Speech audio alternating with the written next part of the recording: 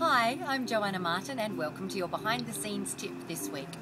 Behind the scenes this week I wanted to talk about how to fill a room. And the reason for that is we're almost coming to the end of a phase where we've been promoting our one-day events all around Australia. And the good news is, as of today, for me, we've hit our targets and everything from here on in is bonus.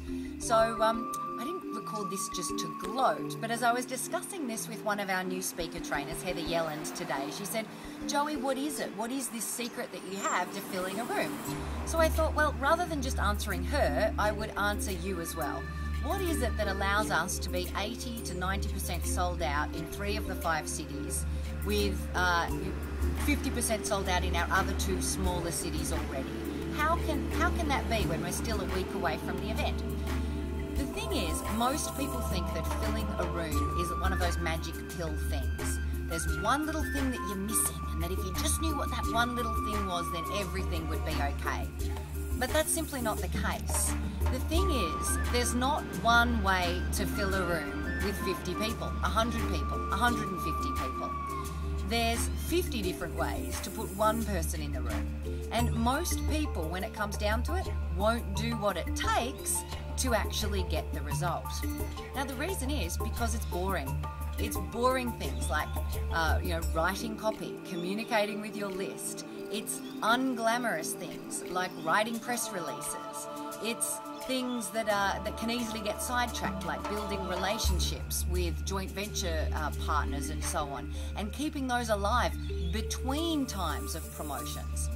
So the thing is, there's lots of different things you should be focusing on. It's not just one thing.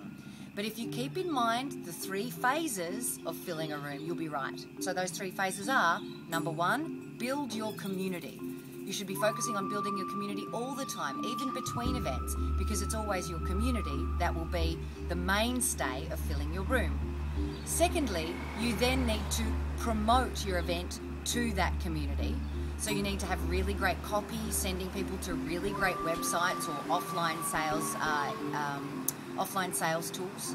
And then thirdly, you need to convert them. So the sales tools, the websites or the sales letters or the phone calls, if people are calling in to book a ticket, need to be excellent.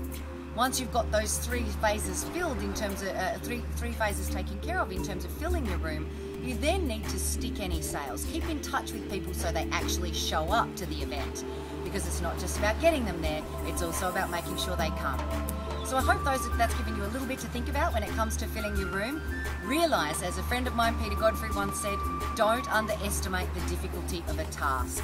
Always give yourself much more time than you think you should, and you'll be halfway towards getting yourself prepared for the big task of filling a room. So I hope I get to see you at one of our live events around Australia really soon, where we will be discussing this and many other speaking skills. Until then, have a great week, and I'll see you on the platforms of the world.